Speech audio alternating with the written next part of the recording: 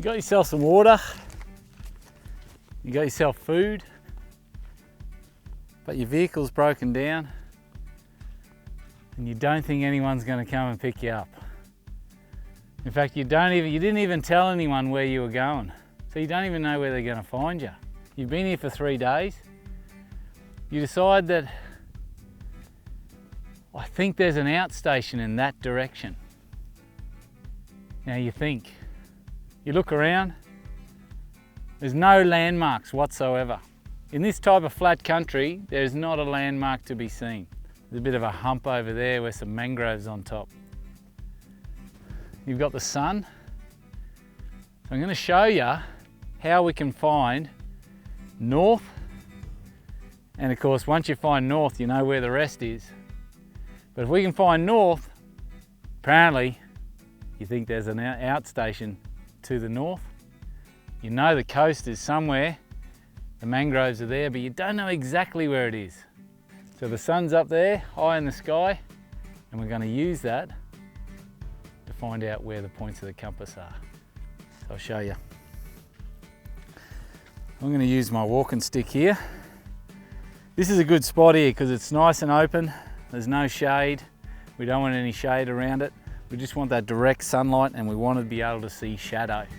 So let's get our stick in the ground. This is our main shadow line.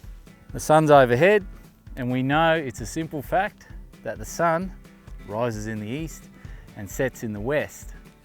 It does that all the time. For some reason it doesn't change.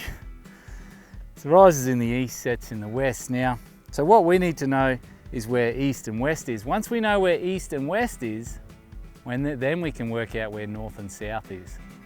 All right, so I've got a couple more sticks here in my pocket and I'm gonna stick a stick right here at the point where that shadow hits the deck. Now this takes a little bit of time because we need the sun to move, because as the sun moves, it gives us direction. So I've got a couple more little sticks. Now what I want to do is, I want this shadow to move, and the direction that moves each time, I'm going to place a stick at the end of that point. So let's come back in about half-a and we'll check it then.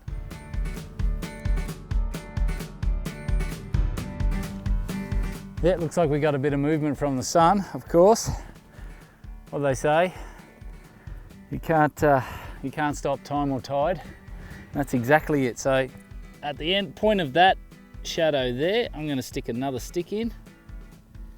There we go. So it's been nearly an hour. We're starting to get a bit of a line. So we'll put one more stick in an hour's time, and that'll give us some sort of line, and that's our east-west line.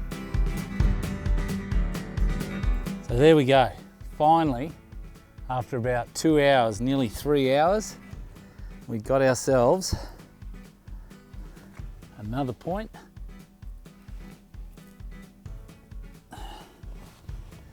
There it is. We got ourselves a bit of a line. So I'm going to grab this stick out now, my sun stick, and I'm going to use this to draw a line. So I'm going to go from there.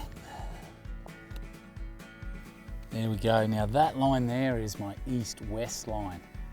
Now, I know that the sun is tracking in that direction, so I'm going to say that this is my east and that is my west.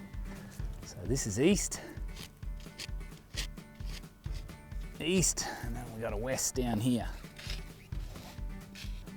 Now, so if you learned anything from Scouts, you know the old saying, never eat soggy wheat bix. That's to tell you the points of the compass. So north, never eat soggy wheat bix.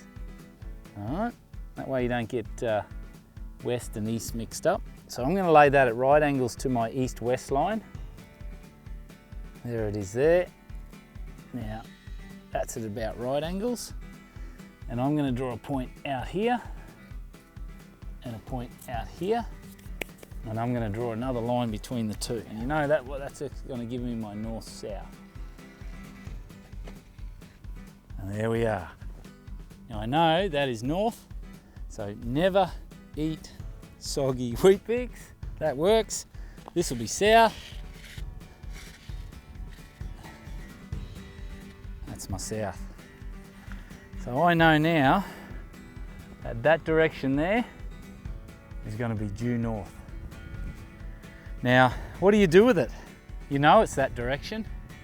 Well, the trick is, if you've got a landmark, then you line that up with a landmark in the distance and you walk to that landmark. In this country here, it gets a lot harder, but if you had like a hill or a valley or whatever you could see way in the distance, that's how you would line it up. And that's how the old explorers did it. Nowadays, they got fancy equipment, GPS and all that. I carry 3 or 4 different types of GPS equipment just in case one fails. But I also carry a trusty old compass. So let's have a check and let's see. Now remember, this is true north. It's not magnetic north. So depending on where you are in Australia, it can be anywhere up to 11 degrees out. So just take that into consideration. Now I'm going to stick the compass down here and it's going to be set north. And I don't know about you, but that is bang on. All right, let's see if I can find that outstation.